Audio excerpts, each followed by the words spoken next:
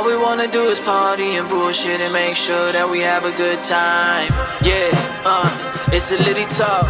Welcome to the motherfucking Litty Talk. We talk shit and get drunk on the Litty Talk. We talk about hot topics on the Litty Talk. Yeah, the Litty Talk. We ain't scared to talk about it on the Litty Talk. We have fun and talk news on the Litty Talk. Where else, nigga, can you get a Litty Talk? Another day, another challenge to be great. Not sleeping anymore, never waste a breath. Understood that a gun holds a lot of weight, but the mind is a weapon that you gotta train. These days it's very easy to stay put. Your phone will pull up a lot of shit just to scroll through. That's why I stay alert, you can never catch me slipping. Learning every day, cannot afford to lose a minute. Cause at the end that shows who's winning, who's living. And there's a truth in it, shit ain't gonna change until you get up and do it yourself. That's a fact, always live fast, breathe quick. Cause this life is almost like a switch, can't be flipped. Then you gone, never go soft, I stay strong mentally. Cause these makes attack the mind, then the body gives in, then you're done. Now you can't go back, or your time has passed. Now you're gonna be just like that, so fast. Been so low, sleeping on the floor. You tell me when you go, when you're on home, don't feel like you got none. And there isn't a hand that can go pick you up. Pick you up. Pick you up. Pick you. Sitting on the edge of my bed, just diving into my senses. Tear came down from my left eye, didn't even felt it. Hoping I can cope with the weight that I got in my back, and the pressure that builds up, blows up in my chest. It destroys all my rib cage. I can't stay awake anymore, no one sees all the work that I've done, and the pain that comes in when it rains and pours. And when I think I should stop, is it worth it? Jay got the gym. Yeah, he shows me work out. He goes on lunch and goes over there. Been asking myself, is it worth it? Oh, really? Yeah, so he goes. Because that's why it would close. Isn't it cool? A little bit more, no. I think he's like. My vision is conflicted. How many thoughts I'm thinking? I can't seem to believe that this is all I am. Do I have any other chances? Cause this can't be the end of me now. This can't be the end of me. This can't be the end of me. My vision is conflicting. How many thoughts I'm thinking? I can't seem to believe that this is all I am. Do I have any other chances? Cause this can't be the end of me now. This can't be the end of me, no. This can't be the end of me. I like to think that God is with me all the time, helping me compose rhymes. But I do sometimes feel like I'm entertaining, and there is someone watching me from above, getting all out of my demise for more that I try to evade. Everything is set in stone and written. I know that there must be a plan, but why is it that I can't see it? I've been spending too many hours just holding the line in the trenches, wondering if I'll ever make it. And can I even take this? Feeling like I'm so close that I can smell the success that comes in, and it shows in my dreams like a vision I see so vivid. Doubting myself so much, I should be my own worst critic. Thoughts get deadly just like Riddick. Fighting for this like it's life and death, and staying up all night cause it's just not right. I know I was born with the light, this is all I got. Yeah? Yeah, he does like EDM. This is all I got. House music. He's the This is all I got. got me with something. This is all I got. You need to do this. You know, he's the one kind of like pushing me into that, doing that.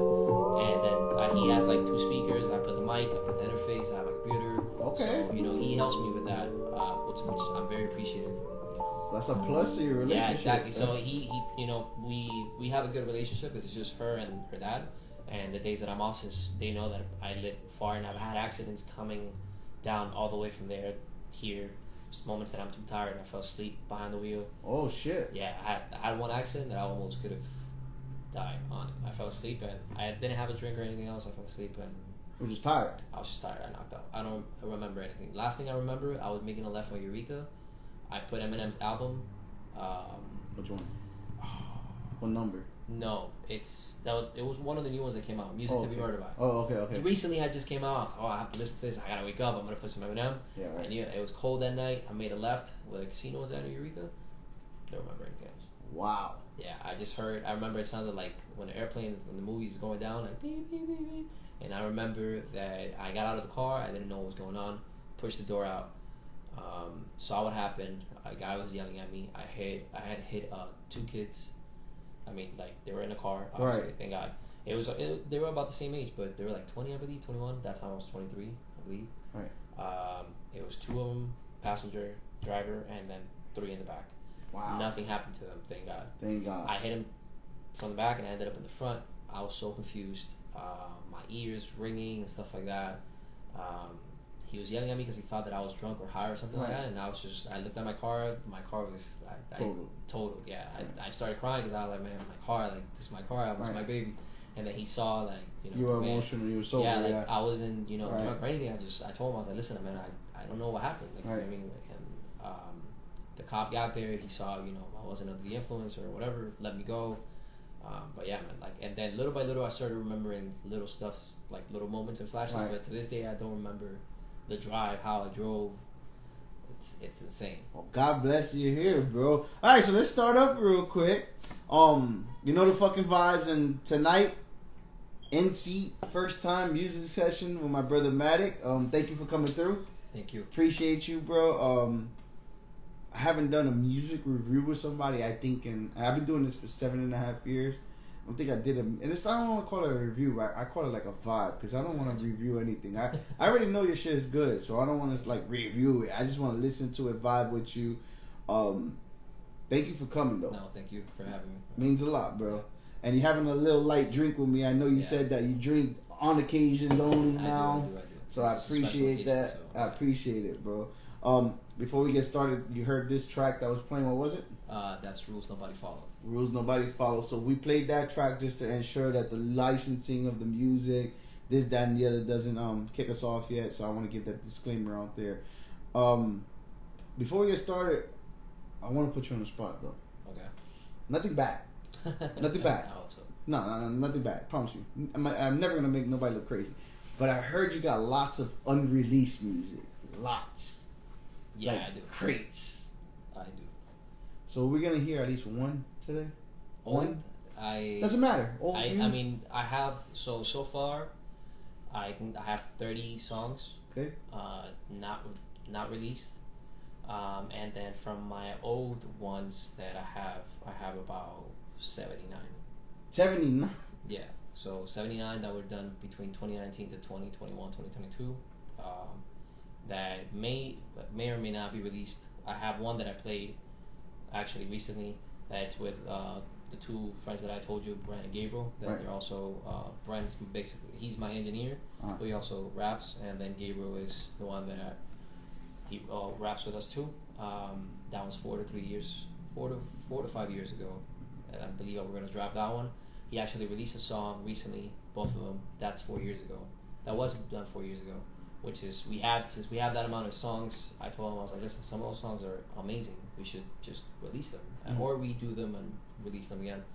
And then we're on that. So we have content. From what I hear, I'm not bragging or anything like that, but they've told me that I'm the one that, like, I don't stop. Like, producing wise, I'm the one that does the most, and I blow their phones. I'm the one that hits you up at 7 a.m. in the morning, like, hey, listen to this. This is insane, because I'm on that. Like we were speaking before we went live. Like repetition, constant on the ball, not stopping. Just every day be always in tune with your craft and what you're doing, and repetition, rinse, repeat. So what got you on that? Like.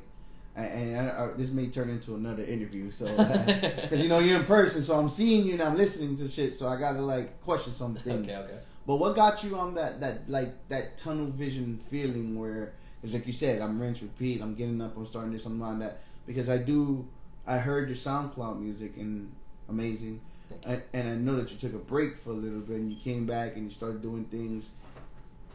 The music that you did on SoundCloud is amazing. The music that you're doing now is dedicated and amazing. I don't know if you want to take offense to that or not. No. But I can tell you that you're literally meticulously, in my opinion, playing it sound by sound, lyric by lyric, beat by beat. So what got you on that tunnel vision now?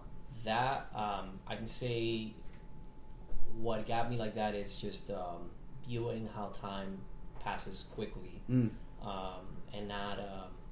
not doing that thing that I want to do or that I have in my mind, that vision, because of outside things that may happen. I used to be very big on drawing, and I remember because I didn't have that support from role models, I got it out of my head completely and eradicated almost to the point that I couldn't draw anymore. Wow. So because I was very young at that time and everything else, and I was very into drawing, but then because maybe like how we talked about last time, maybe that's not a career, maybe that's not something you do as a hobby and stuff like that. So that gets into your head obviously very young, and kind of like dissects, becomes a cancer, spreads out, and then when you realize you don't even have that gift anymore because you haven't done it constantly, practice it, you lose it, you lose it. So with this, I feel like I found that thing, and as soon as I knew that I could do it, I was like, I can't stop, I can't. I gotta tell you, meeting you in person too, I still can't fucking believe you didn't know English and learned English from hip hop. Yeah, you're very articulated, and your English is very, very well. Like, you speak English better than me, and use better and bigger words than me. And I've been here all my life and don't speak Spanish. No. With the English, I've also like done like make sure, like, it's almost like I viewed one thing and say like, okay, this is the thing that I have to dominate fully. And I actually have a video on YouTube that I more or less explain the process of writing and creating music and how I do it. It's like everybody says it's not a race, it's a marathon. Mm-hmm. Shout out to Nipsey. Yeah, the marathon continues. But I've always viewed it. Yeah, it's not a race, it's a marathon. It is, but for me, it is a race. And you may view it as a race against you, but I don't think it is. It's a race against myself. Yes. So I'm racing. I see somebody, for example, which I can say it freely, Renee, for example, I view him and I see him doing the things that he does, and I'm like, damn, what am I doing? In the sense that it's not out of jealousy. No. Not motivation, exactly. Right. And I use that as fuel, and that's perfect because then I see him dropping, and I'm like, all right, cool. And I said this, I was like, if you drop 2, I'm gonna drop 4. But it's not. I'm not trying to beat you. No, I'm beating myself because I'm like, man, if this guy's great and he's doing it, I gotta get on it. I gotta get on it, right. And so I have to, pick up the pace because what am I doing? And then I have multiple friends that have me up like, man, you're doing it, keep doing it. You're motivating me to do music, and that's already pure motivation. That's fuel. So I have that where I just, have to pick up the pace, and then I see my friend wrote a song, and I'm like, all right, I gotta write 2 songs now. So I have to pick up the pace and always telling myself like, all right, finish this next. So I go into the studio, and I said this also, that for me, what takes a while in the recording process, for me, I work 4 days out of the week. In those 4 days, I try to have 2 to 3 songs ready. Out of those 3, 2 fully rehearsed, and out of those 2, 1 that I can record the day that I want to go to the studio or whatever, and then hoping that I can record the second one and the third one, and then the next week I move on to it, and then once I finish to it, whatever, next. So you got a whole game plan. Yeah, you got like a whole spreadsheet. That's how it is because I guess, and it works for me. I don't know, and it's weird, and I've always told what takes a while for me also is the analyzation of my pronunciation. If I can hear properly, for example, my friend Gabriel is in the studio, can you hear it? If I said, instead of turn, I said turf, okay, let's do the whole take again. Right. My friend, I passed through 3 different brains, exactly. Right. So I have my engineer, Brent, all right, yeah, it sounds good. I have Gabriel, my friend, hey, sounds good. Quality control. Exactly. And then if I'm the one, jury executioner, I'm the one that decides whether or not the song is good or not, because it's my song, but I pass it through, and it's not getting validation or anything else. It's just making sure that it's top tier. If it's not, then we gotta come back tomorrow and do it again. I've been told that I'm quick to it. Like, I could be tired, I could be exhausted, but the fire's still there. I'm just gonna tell my mic, boom, picks it up. Yeah. But I can say that's what takes a while. Writing and everything else takes about 4 weeks, and then the creation of the beat, I usually like to create my beats and stuff and do my beats. Like, for example, the one that I played is one that I saw on YouTube, purchased it. But usually, for example, Personal is mine. I did that beat. 1980 is mine. To Be or Not to Be is mine. Angels is mine. Deadly Stranger. To Be or Not to Be. I've reached my...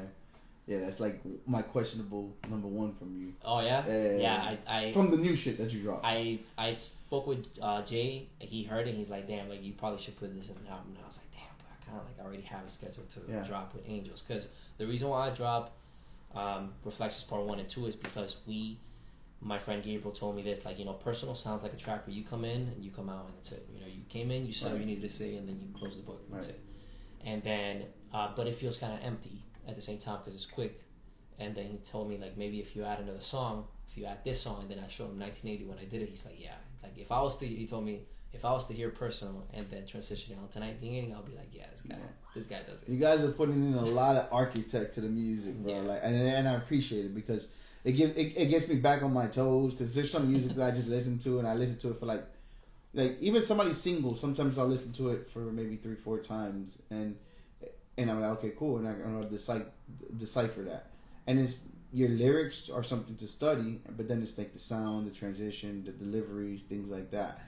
Going backwards a little bit, do you think, and this is a personal question, do you think a lot of that quality control of your clarity and your pronunciations of things comes from a little bit of a place where when you were learning, because I hear this from a lot of people that don't speak English well in any culture, right?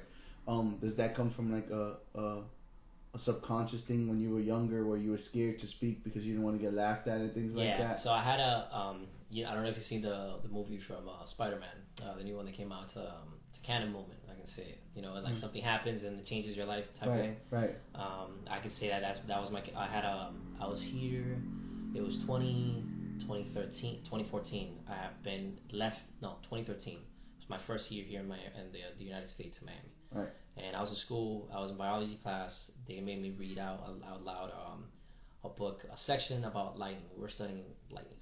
Something stupid. So they made me stand up and read it. And for the hell of it, I couldn't say lightning. I couldn't say lightning at all. Right. And I stood up, and the whole class was looking at me. You were shaking. Yeah, I was shaking. There was girls there. I was like already like, oh my god, I'm gonna fuck myself. So when the word came, like I said, I forgot how I said it, but everybody laughed at me. So I was like, man. See, so I hit it on the head. Yeah. I'm sort of like a street therapist, because I can like break people down and be like, I know you do this because something made, but it's a good thing. It's a good thing. It's a superpower. You know what I'm saying? You analyze your thing more than everybody else, so it makes it more, you perfect it, more meticulous, right, detailed. And I've been told that I was meticulous when I used to draw, and I still draw to this day, but not as often. But I'm also meticulous with what I do. Everything, like, to the teeth. You know, it has to be as perfect as it can be. That's and it good. That's good. But also knowing which is something that I'm recently, I want to say 6 to 5 months, done is better than perfect at the end of the day. Right. But yeah, I can say that was it. And then after that was 2013 to 2014. I watched all the shows about anatomy, biology. You took it personal. Yeah, I went to get this shit. I went to Netflix. I read all the subtitles, and I was like, I have to. And then when I came back the next day, all the teachers were like, when did you learn how to talk? I was like, I don't know. It just popped up. I guess I had it there because from listening, I was already listening to some songs in English and Venezuela, but it wasn't. And English, just like in most Latin America, yeah, exactly. It's like door or window, and they expect you to have a full-blown conversation here, which is ridiculous. But then when I got here, I saw that the teachers here, obviously they speak Spanish, so you can't kind of like learn, but if you don't want to learn, you won't learn. And they short you because they're going to talk to you in Spanish. Because they're trying to help you. Exactly. So right. I had to also get in together with one of my best friends right now. His name is Fernando, and he saw me kind of like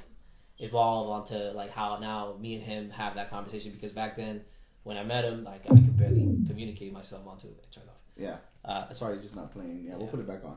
I couldn't even communicate to him like words and stuff like that, but we got together because we like the same music. Right. So we would always go out, drive out, vibe to music, and then he kind of saw me, and then I forgot when he told me this. He was like, "Man, like I remember you couldn't even speak English, and now now like you're a master on it, and it's crazy." But I kind of don't think.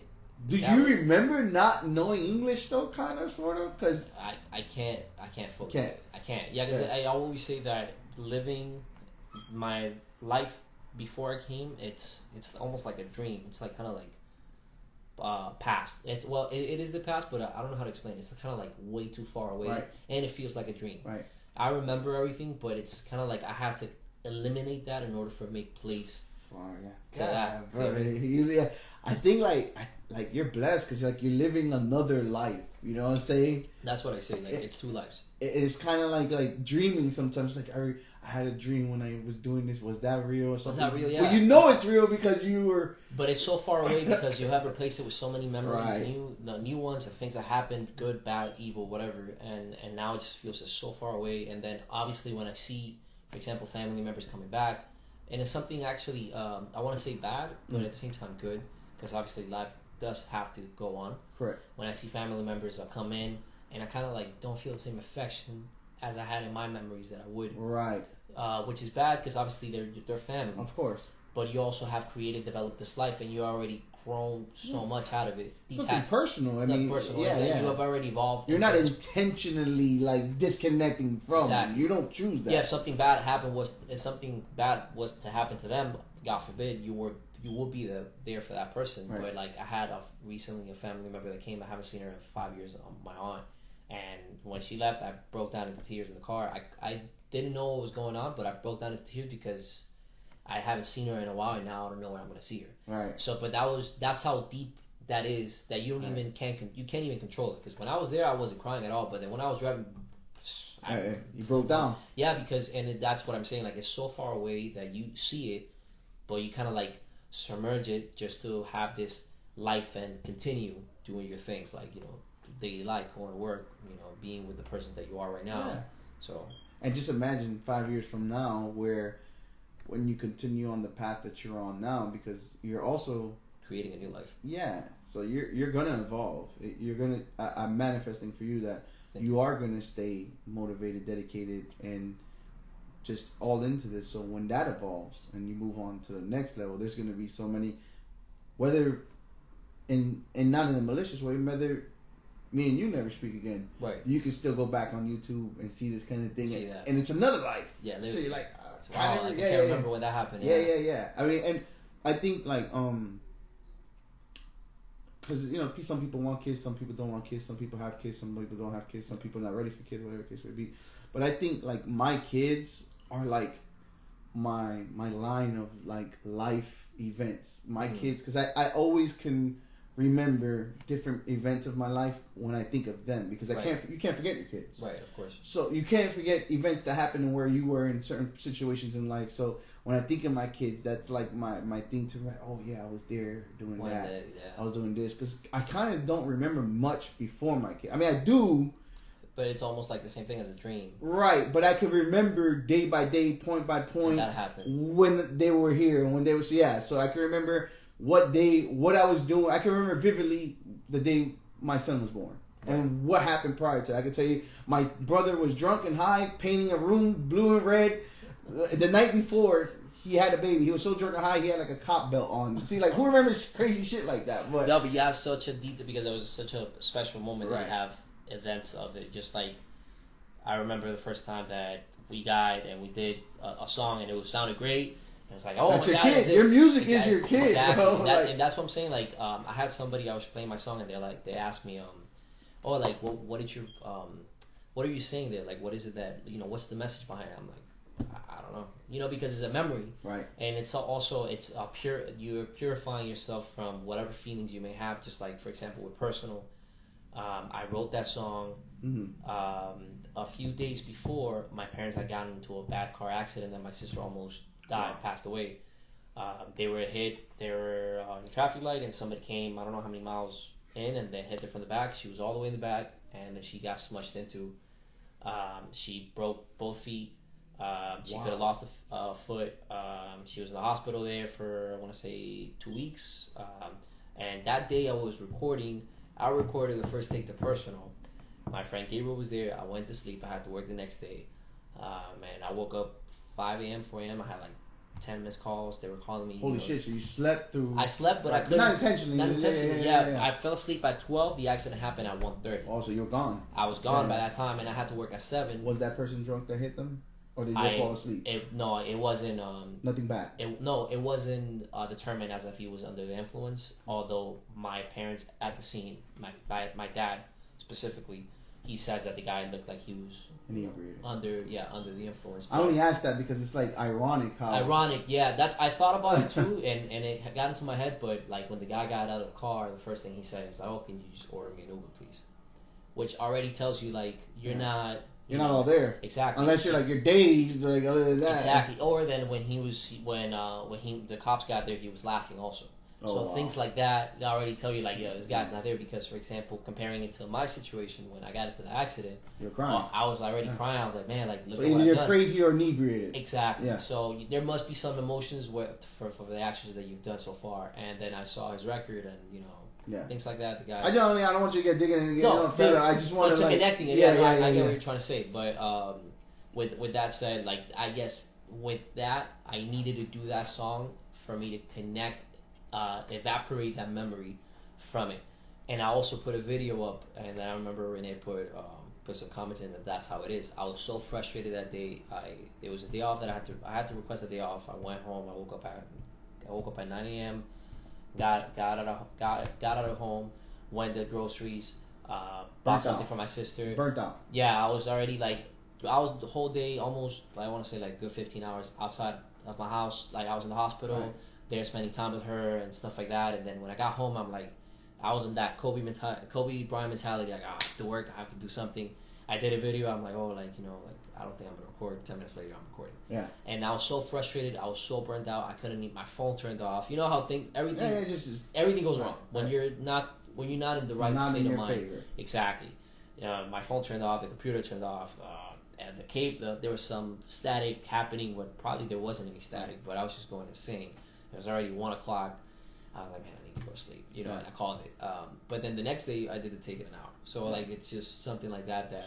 But that came from that. Just like, for example, also To Be or Not to Be, I wanted to write something as far as, like, story-wise, what I wanted my beginnings or connecting it, etc. 1980, I wanted to do a song, related to what we were talking about earlier. It's my number 2. Thank you. Yeah, that's gonna be a solid 2, but To Be To Be or Not to Be, and then 1980. Yeah, because 1980, I wanted to basically talk about that's how I started the second verse, becoming something that I never really wanted. I had a conversation with a close friend that he told me he was guiding me on to how to do things properly, promoting, etc. Mm-hmm. And I came across this phrase like, my music to me is not a product; it's just my essence. Because that's how I view it. And at the end of the day, you have to treat things as a business. Correct. But if you don't do it from the essence, from from a natural point of view, how we were doing it, you do it for the love of it, it becomes your business naturally. Correct. So, but if you do it for business, it may not be the love of it. You may just do it for business and monetary reasons. Exactly. You may just let it go because it's business. But if it's something that you love, you're not going to let it go. And that's just like this. Like, if I love it, if it was just business or if it was just because I wanted to get rich quick or stuff like that, I probably would not be here right now. But because I love it, I drive the hours that I drive. I don't sleep the hours that I don't sleep. I don't eat. I dedicate it to it because I love it. Right. And then if business comes. If it doesn't, then But it's not for business. So that's how it is. Let's play 1980. I think the speaker did turn off because if it's inactive, it's not going to play music. Yeah, let's see. If not, it'll cut off. Let's play 1980 if they haven't heard 1980. We're going to get to the new stuff, too, after that, because I got some questions after 1980. Okay, cool.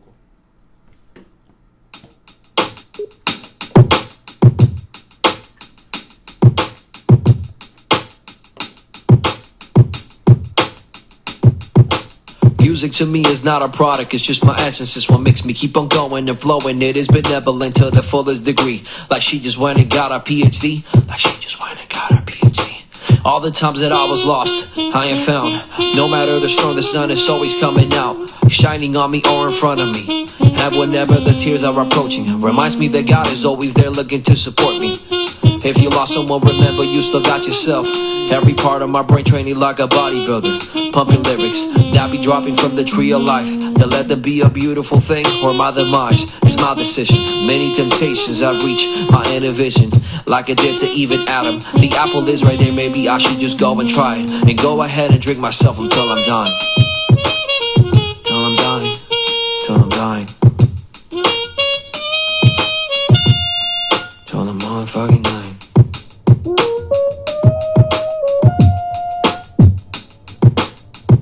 becoming something that I never really wanted. And keep on drowning on the daily missions. Going day by day swimming, but in reality, I am sinking.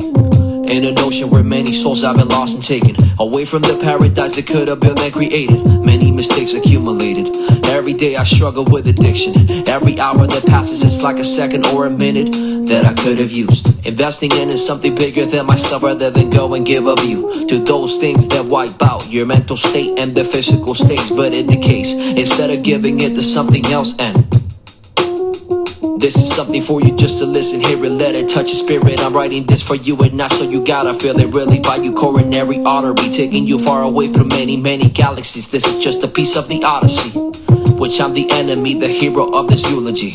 What a tragedy to have the ability to be a demon and angel automatically. Will I keep on going or get lost in the fallacies? In the fallacies.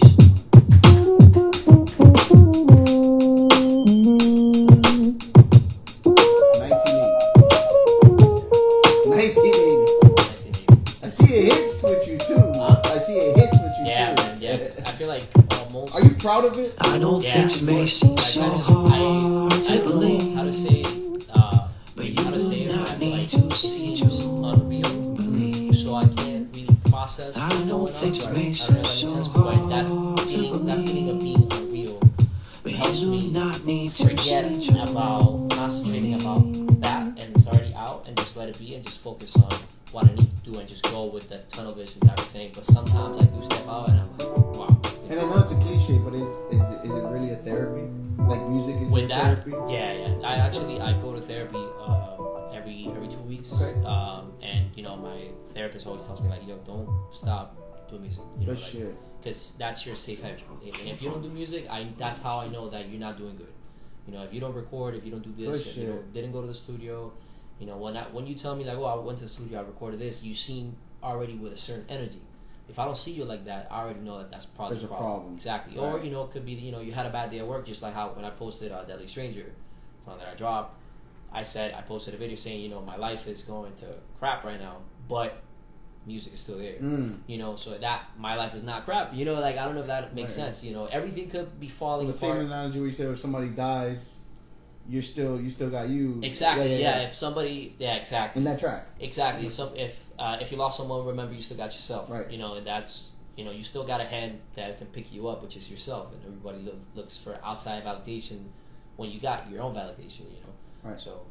And not to get deep into your personal, because I don't want to undo that, because I know therapy is close with people, but I do want to, because I was talking about this, and I'm working on another episode, not only just because I only do music, and I'm trying to move to my next step of interviewing, which is journalistic side, and I'm working with some fellas, some men in general that go to the gym with me, and we're gonna get like a 4-person, me plus 3 other people live. Okay. Because we're trying to tap into like men's mental health. That doesn't get talked very often. Right, and that's something that we're trying to like. We're trying to get a group together, and speak on that, because. Okay, so there's differences. In the urban environment, men are not to talk about their feelings. Yeah, of course. Men are soft, or men are this. If you express your feelings, if you tell another man you love him, and they look at you weird. In the urban environment, if you're 12, 13 years old and you get into a relationship and the girl hurts you, it's the other person that's a friend that's broken just like you, telling you, fuck her, fuck that, you know, go get high, fuck that bitch, or fuck her friend, or, you know, go smoke some weed, or go drink, whatever numbs the pain. Go numb the pain, right? And we're taught that don't worry about it. We're taught that in a young age, so. I want to introduce that into people, and without getting too personal. As a man, how much has therapy helped you? Well, with me, I actually spoke with a friend a couple of days ago that whenever I don't have therapy, I feel like something's missing. I don't know if that makes sense. Like, I have these things in my head that maybe I need to speak about. And I'm just not. And it could be because maybe that person, because I feel like with my therapist, I just talk, and to a certain extent, sometimes it consciously feels like it's useless, because you're coming from that macho persona, like, you know, it's useless. Oh, what the hell am I doing? I'm taking an hour of my day or whatever. But it's just the same thing as the gym. Subconsciously, you don't see the change subconsciously or internally you make some changes, because subconsciously I see myself, not procrastinating as much, not stressed as much. I have certain issues happening in my life, but I'm still like in a line and balanced within myself. Now, when it's not there, I can see myself fluctuating a lot of emotions, rising up and down. And then when I have those issues, I can go back. I have somebody that I can talk with, and not all friends are available.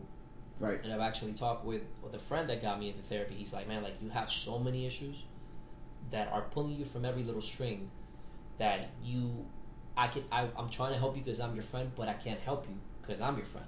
I don't know if that makes sense. No, 100%. I'm your 100%. Friend. I can't take care of your problems because not only I have my own problems, right, but there's so many that I don't know how to deal with them. Yeah. And I may tell you go right, but because I'm your friend, you may go left.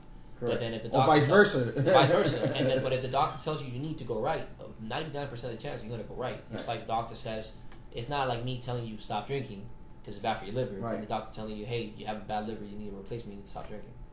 On point. 100%. Yeah, it's 100%. like that. It's literally like that, and it works perfectly. Or when the doctor, like for example, my therapist told me, don't leave music. That already tells me in my head like I can't leave music. Right, because that's the doctor. That's the doctor right there. I can't. My parents can say anything. My family can say anything. No, music is right there top tier. You can laugh about it, talk about it, but to me, it's here. You know what I mean? You feel it. The doctor said it. Yeah, it's done. It's set. I don't need validation from everybody else. It's already there. So that's how it helped me. And then as far as also transitioning onto my relationship and friends and other friends' relationships and stuff like that, I can see myself not reaching for aid and alleviating, I guess, some of that personal stress that I believe that I give onto them that obviously they're not telling me, or may not. But in your head, you're thinking you're seeking for help, and I'm bothering Willie because here, and I'm telling him like, yo man, answer my text, like, hey man, I'm bad right now, my girl left me or something like that. I'm bothering you, so I feel bad, and I'm like, oh, like he has 2 kids or 3 kids or whatever, you're busy, you have your dad, what am I doing bothering him when I could be going to therapy and having that secure aid right there on my side. And for the notes, don't never feel like that with me though. But I got you. I don't know if that makes sense. Right? No, it does. No, I'm just being the asshole. I get you. Because like with that type of thing, like I don't want to be that friend that I always wait, like, hey man, like call me when you have a chance because I'm going through this, and then they tell me like, yo, I was busy. I don't like bothering people as far as that goes. I sense it because, like I said, when we were outside, I had like a very timid feeling from you to come just to walk in my house. And I was like, hey, and I was just there, like, all right. I was just there outside. I'm like, I'm just gonna. If I knew you 3 days more personally, not personally, if I knew you 3 days longer, I would have told, get your ass up here.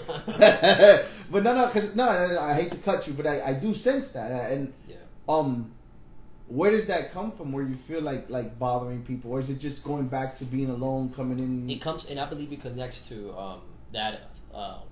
I don't want to call it macho personality, but the way that you're in the Hispanic brought up culture. In the Hispanic culture, specifically with my dad, and I started seeing how that relationship, because I've had a lot of issues with family members, specifically with my dad, because of the upbringing that he was bringing up to me, that he imposed onto me, because of having a son.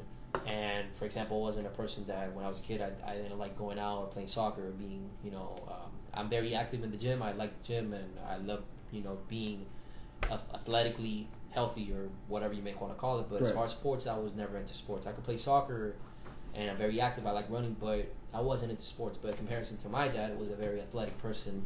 Judo, karate, tennis, everything, all of all. So I came out the total opposite. So that bothered him, I guess, within him, thinking that because he's not doing that, he's not a man. Right.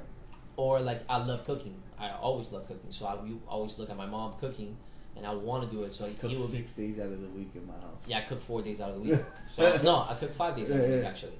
So he looks at that. Obviously, that was 2005, 2004. So that's even closer to older. And how old is your dad? Sorry, my dad's 52. Okay, so he's up. Yeah, he's up there. But he's from the island. He's from Venezuela. Yeah. Okay. So imagine how. So he's really 70 in American because of the ideology. Imagine the amount of things that my grandfather transitioned onto him that his great grandfather transitioned onto him, never healed. Correct.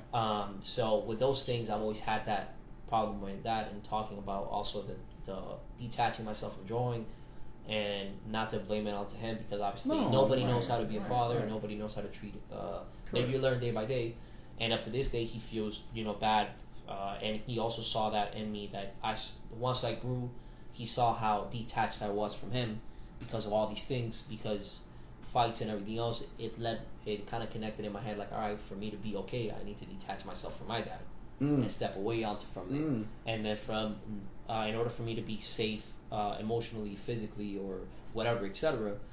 I need to kind of like separate that and live my own life as if almost he's not there. Was that before therapy or after therapy? That was before therapy. Okay. Now with therapy, and obviously as you grow, you learn to understand and things like that. I could say that was from ages 10. But it was a smart move. It was smart. Yeah, and that's what I've had so far. I went to therapy once a year ago, and I went to 2 sessions. But the second one that I went, that's kind of like a response. Same thing with substance abuse and stuff like that. I was told this, one of my therapists told me this. One option that many people take is you either run from it or you go into it. So with substance abuse, you either go into it like your parents did, or you either run away from it to the fact that you can't even drink anymore. So you have that, fight or flight response type of thing. Correct.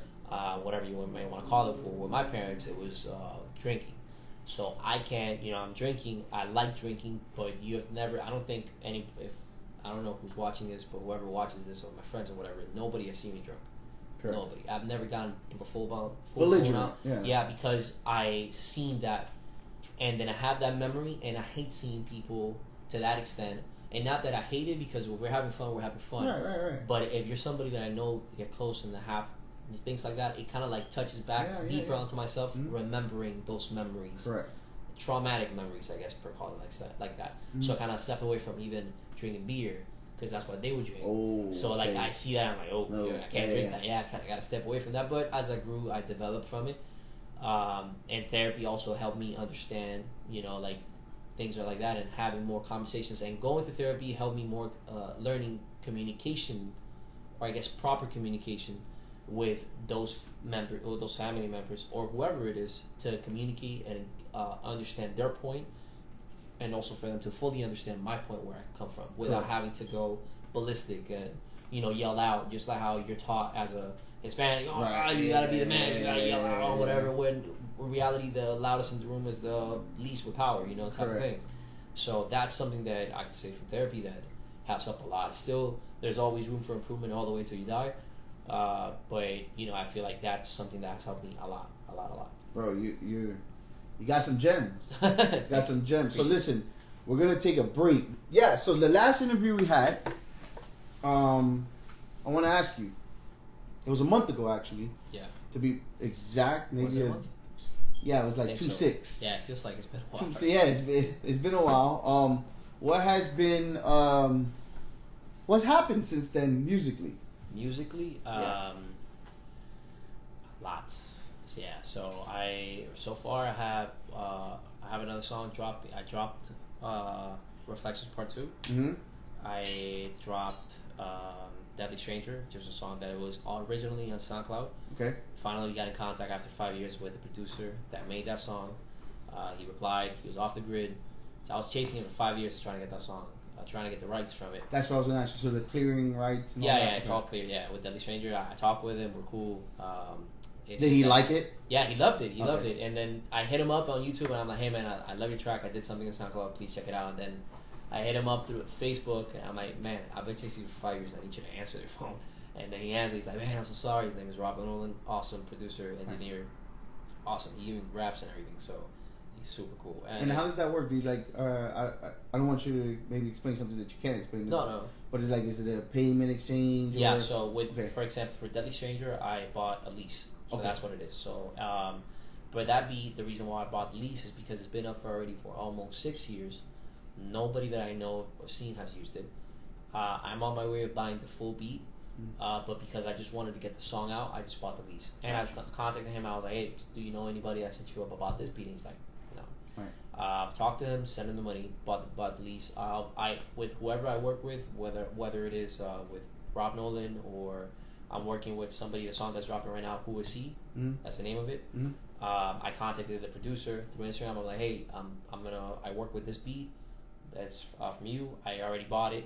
bought the lease. I want to send it to you. Let me know what you think. I send them whatever I did. If they approved it, that's already my approval for me to release that song. I don't know if that makes sense. Yeah, no, for sure. I don't want to release something that I like and the producer says, oh, I don't know about it. I'll release it, but I would like to get the blessing from you. Of course. That makes sense. It's out of respect, I guess. Yeah. And then I asked their information as far as to register and give them their credit, royalties, or whatever.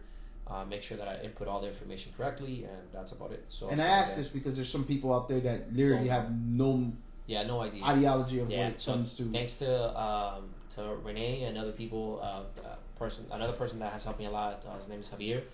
That they show me more or less all the things that you need to do, the procedures and stuff like that, the steps that you need to take in order for them to get their credit. For example, rules nobody follow. I purchased the license, but the producer is nowhere to be found. I believe that he has gotten so high in there that he's already off the grid type of thing. Right. So I've been hitting him up through email, Instagram, you name it. What happens in that scenario? In that scenario, I found his name in the place in where you divide your royalties in order for him to get it. But I want to be able to make sure that is it before releasing it. So I am thinking about inputting that, putting the information, putting his name on it, putting all his information, and then sending him more information about it. Hey, listen, this is Caesar again, contacting you, Matic. Release a song. Here's the link. Here's the information. This is what I did. All the steps. So wherever maybe worst comes to worst, the situation gets legalities. Yeah, exactly. I say, hey, I did all due I could. Diligence. Exactly. It wasn't like I just dropped the song and then F whatever. Out of respect. Out of respect, I contacted you more than 5 times and whatever. Did all those steps. I believe that that's how I do it. If somebody doesn't answer me for more than I want to release a song, I don't feel like I have the rights to release a song, even though I have the lease. You can buy the lease. So what does the lease mean? Sorry. No, the lease means basically. So there's three types, I believe, or 4. The lease is the basic one. That you get the lease and you have a certain amount of streams that you can use the beat for. You can perform it a certain amount of times and you can distribute it a certain amount of times. Anybody else, like let's say you're a rapper. I'm a rapper. I purchased the lease.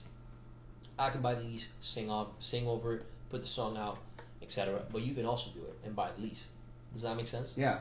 So, but if I was to buy, there's another one which is the premium lease that has more shows that you could do with it. It has more streams that you can get with it. Got you. You can distribute more, and you get the track outs. For example, the stems of the song, so you can modify. For example, the drums if they're too high. Exactly. The hi hats, you can cut a little part specifically. Right. And then you have the other one that it's the full lease of yours. The license, exactly. You get it's yours. You buy it. Usually that's a number that you discuss with the producer, and then nobody else can use that beat. But do you still have to pay them? You still have to pay. Yeah, you still have to pay. One-time fee or whatever you make off of it? No, one-time fee. Like whatever you bought the beat, so it could be $150, $200. But if you go and break and it goes, that's super, it's yours. You don't pay him nothing. Exactly. With what so nobody really sells that as producers. Not many people, because right now I work with somebody that contacted me from Cali. His name is Caveman. Shout out to him. He sent me a beat. He heard that he heard me through YouTube, and then he sent me a beat. He's like, listen, I'm working with a couple rappers. Like, I want you to record on this. I'm like, all right, awesome. And I told him, listen, I like this beat. I want it. And then he's like, I haven't really thought about it. He didn't know about registering, and he wasn't registering BeatStar or anywhere. He wasn't selling his beats, and I told him more or less what to do.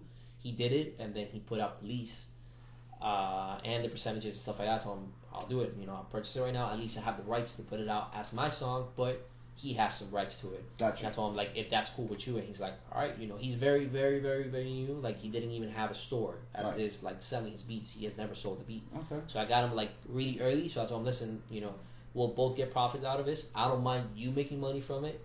I don't mind me. I don't mind. Fair. Right now, yeah, fair, exactly. And right now, what I care about is putting my music out. That's what I want to do. Legality wise, maybe later on, further down. Obviously, I want to own the song, and then maybe when I'm a little bit more ahead, I can go ahead and purchase the full rights of the song. That's how the way I look at it. Like, for example, who is he?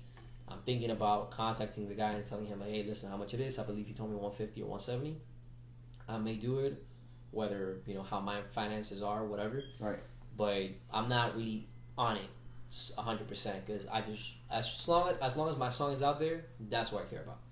As long as I have the right to put the song out, you're good. No problems at all. Yeah, I'm good. That's what I care about. And thank you, because you know I'm learning something too, but also there's a lot of people out there they don't know. Yeah, no, it's a lot of hoops. I was explaining this to one of my coworkers, and he's like, "Man, that's a lot." And I was like, "Yeah, but I mean, if it's a lot for people that may not be interested about it, but it's nothing to people that need to know that information." So let me ask you a question. So then, let's say we do a podcast like we're doing right now, and you got that mid where you can perform for this. Let's say this podcast gets 8 million. Do I owe him something, or do you owe him something? No, I owe him something because I'm the one.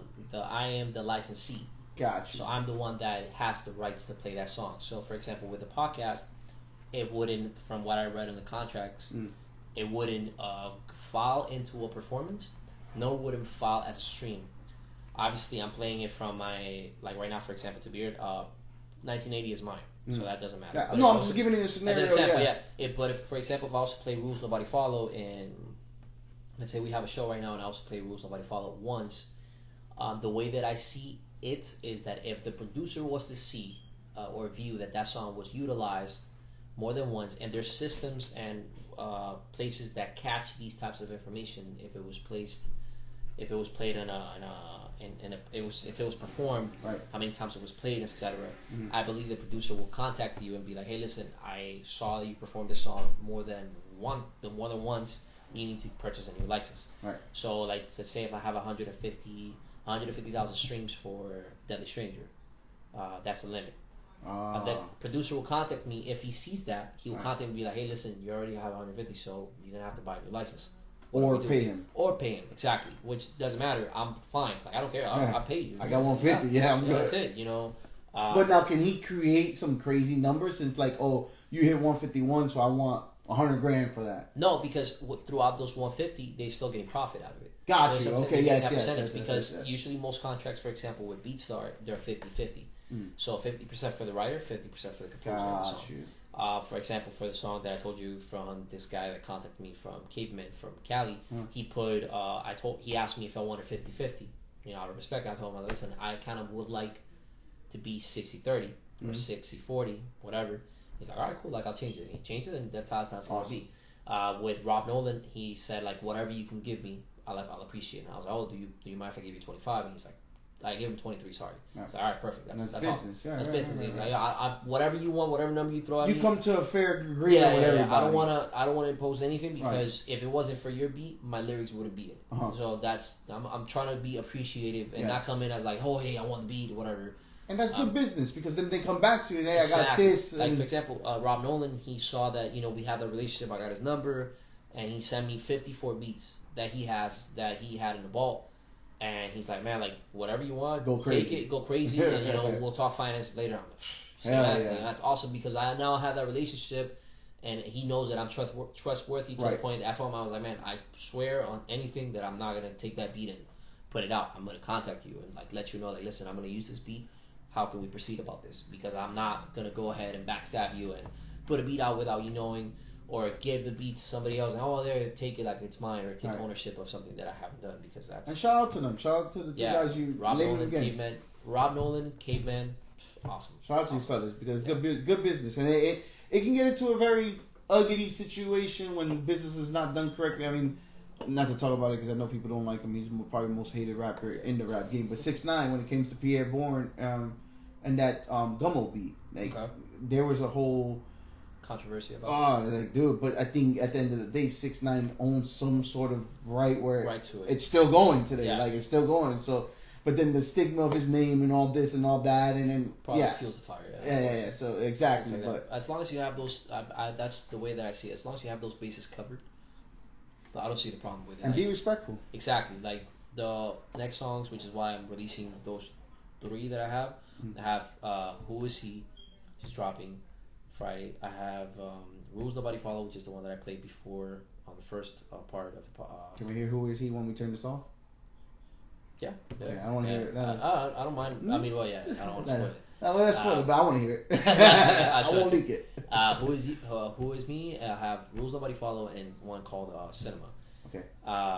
Those 3 I purchased licenses from. Okay.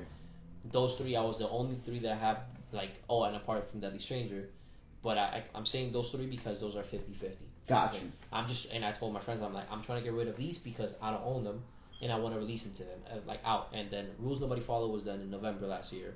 Cinema was done in October last year.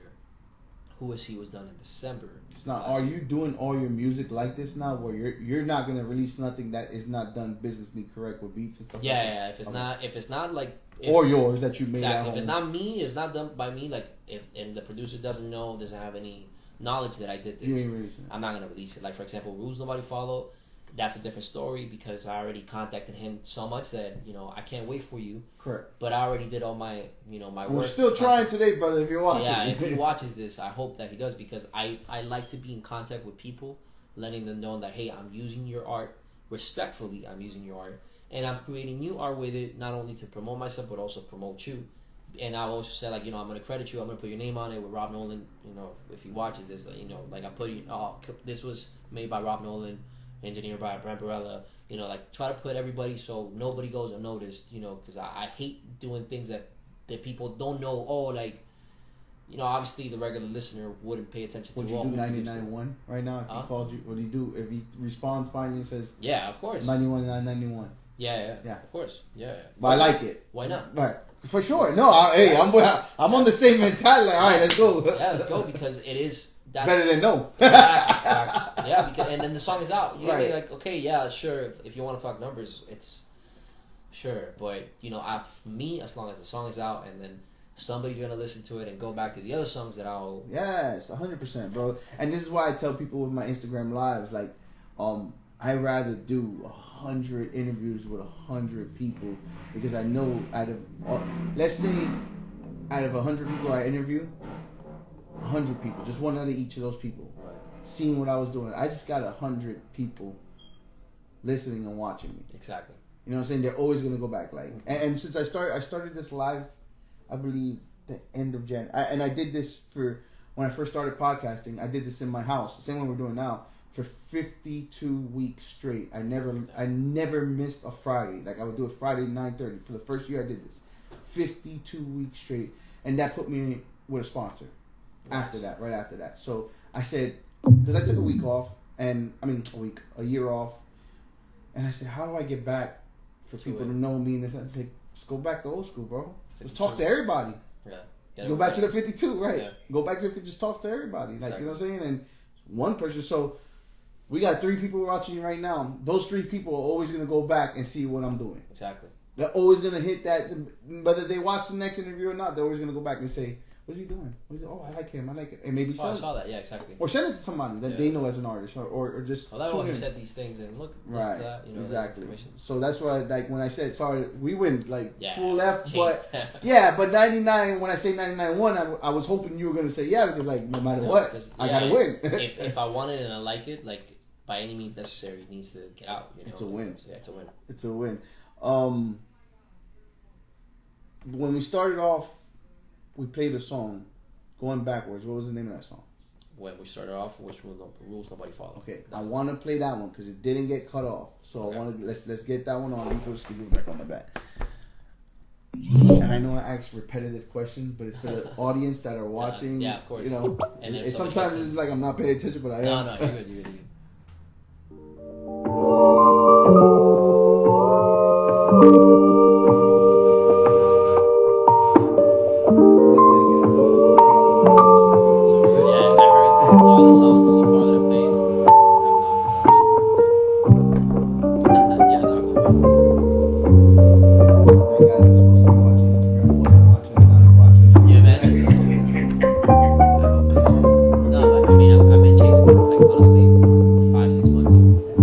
Another day, another challenge to be great. Not sleeping anymore, never waste a breath. Understood that a gun holds a lot of weight, but the mind is a weapon that you gotta train. These days it's very easy to stay put. Your phone will pull up a lot of shit just to scroll through. That's why I stay alert, you can never catch me slipping. Learning every day, cannot afford to lose a minute. Cause at the end that shows who's winning, who's living. And there's a truth in it, shit ain't gonna change until you get up and do it yourself. That's a fact, always live fast, breathe quick. Cause this life is almost like a switch, can't be flipped. Then you gone, never go soft, I stay strong mentally.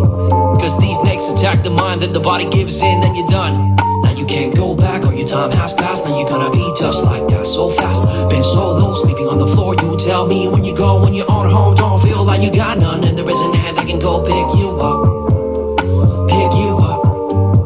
Pick you up. Pick edge of my bed, just diving into my senses. Tear came down from my left eye, didn't even felt it. Hoping I can cope with the weight that I got in my back, and the pressure that builds up, blows up in my chest. It destroys all my rib cage.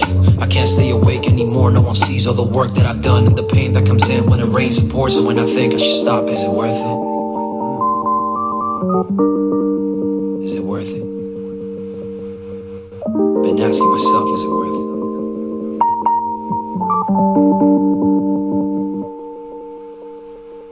My vision is conflicted. Got many thoughts I'm thinking. I can't seem to believe that this is all I am. Do I have any other chances? Cause this can't be the end of me now. This can't be the end of me now. This can't be the end of me. My vision is conflicted. Got many thoughts I'm thinking. I can't seem to believe that this is all I am. Do I have any other chances? Cause this can't be the end of me now. This can't be the end of me now. This can't be the end of me. I like to think that God is with me all the time, helping me composing rhymes.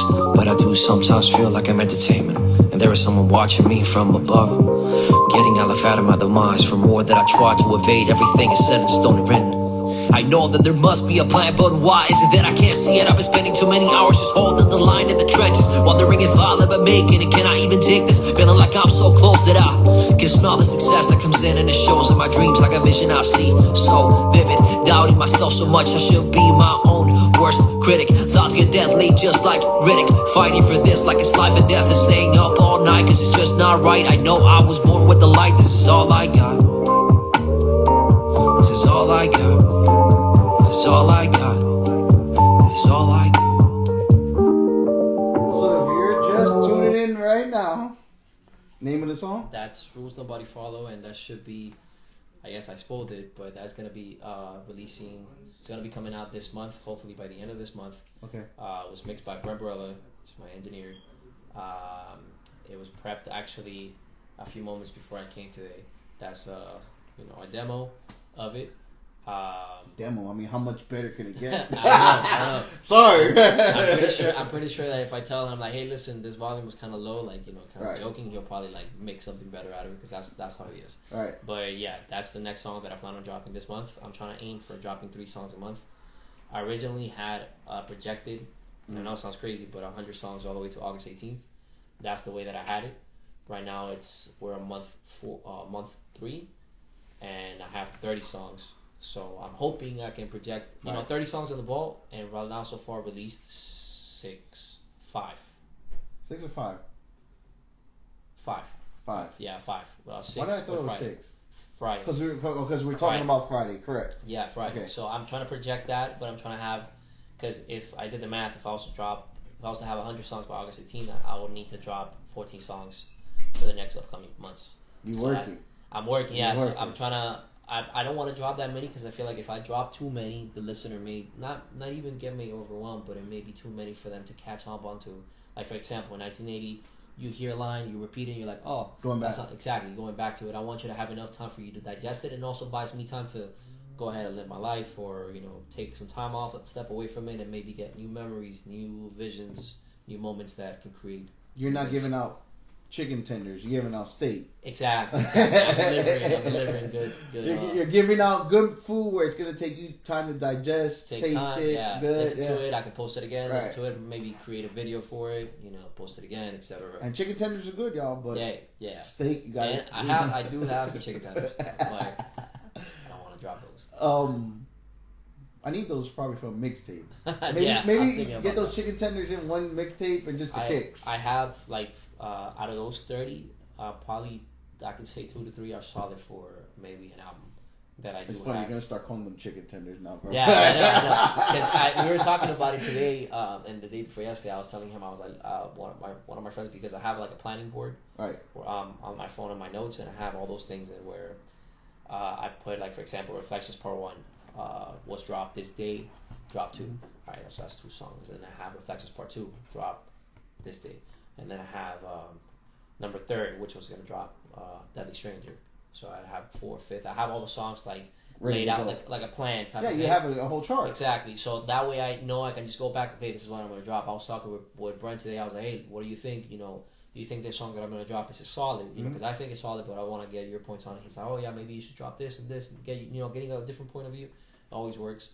And then having that I want to have at least 10 projected, which it'll be 4 more projected apart from Who Is He dropping on Friday, and then Rules Somebody Follow and everything else. I want to have all 4 projected so I can kind of step back and concentrate in other things in other areas. Is create more, film more, maybe do more of this type of thing. Right. Have more time to do different things, or maybe simply step back. Have some time off. Go get out of it. Right. Not be so in it, so I can come back. Because you can get lost. You can get lost in it, and then your attention for detail may get lost because you're so in it and you're thinking you're doing more, but in reality you're doing less. And you crash. Exactly, you crash because you're doing so much and you're just there. And maybe in reality all you need throw your hands up. Fuck it, bro. Yeah. Maybe in reality all you need is just a day off. And I'm going in the cave. Yeah. Exactly. And God's listening, because that's my next question, which is what are you doing to keep the promo going? Because you're great at your music, you're great at your art, you're great at meticulousness, and I don't want to say you're bad at nothing, but I want to see more promo from you. So what are you doing when it comes to the promo field? For promo, I'm trying to find a constant way. Right now I've been very heavily in social media. I am not a person that advocates or very onto social media, because I can see, and to a certain extent, at certain moments in my life, I saw social media was actually damaging me in a way. But it's just in the way that you use it. Correct. And you also have to condition yourself, because social media is not going to go anywhere. You have to learn how to step away from it for a second. Use it as a business, as what you're doing right now. Exactly. So if you get in it, you're using it as a purpose. I went to see a movie on Monday, and I left my phone. And I'm like, fuck, I left my phone. And my girlfriend was like, oh, what happened? I left my phone. And she was like, oh, you'll be fine. I was like, bro, I wanted to use my phone to post links on the, get on threads and post a link and a comment. Right. And that's when I heard, I'm like, that's why I guess it clicked with me. I'm like, damn, I'm not thinking about social media as just people went crazy the other day with Facebook and Instagram. Yeah, when they went down, I was on the couch just watching. It was 10, 11 a.m. and I saw my phone, no internet connection, and I'm like, somebody hacked my phone. I got hacked. I went so berserk. I was like, oh, what happened? I'm like, I got hacked. That's it. Because I have that fear that I'm like, well, things are going so great. I don't want nothing to happen. But that's how I've been using so far with social media. Can I put in on that topic real quick? Go ahead. Because a lot of people were making fun of people that had the blue check that were paying for it. So what ignorant people don't understand is that blue check is an official authenticity. So when you get that blue check, there is security that comes with that as well, because it's verifying that it's you. So when your account does get hacked or can possibly get hacked, Instagram then does a full investigation on it as well. So it's not just I'm paying to be somebody. It's also you're verifying with Instagram that it's you. So you got to send personal information to them to get it verified and this and that. So for all the ignorant people that say, "Oh, you're just trying to," no, it's because there's also security reasons behind that. So when you do get hacked, you can actually reach to Instagram personally versus a regular account, and you can go and get your account back with them faster than the normal person can. Wow. Just for you bozos that are hating, because I got a lot of hate, and after a year already, I'm now talking about it just for people to understand. Yeah, because a lot of people were hating, like, "Oh, you just want to buy that, and I will never be." No, but that makes sense. That gives you you're bulletproof as far as anything that may happen to you. Because I've seen a lot of accounts, and that's why I got scared, because my girlfriend's dad got hacked, and then they started posting if it wasn't for such and such person, I would have not been able to purchase a car. And then people get in it like, oh my god, how did you do it? And then it got so far to from his account, they started hitting up close friends of him that, oh hey, I need money to pay rent and stuff like that. And they called him, and he didn't realize, because they called him and they're like, hey, listen, are you okay? And he's like, oh yeah, I'm fine. You're asking me for money on my phone. You're asking me for money on Instagram. I'm like, what? And he got hacked. Or I've seen my tattoo artist got hacked.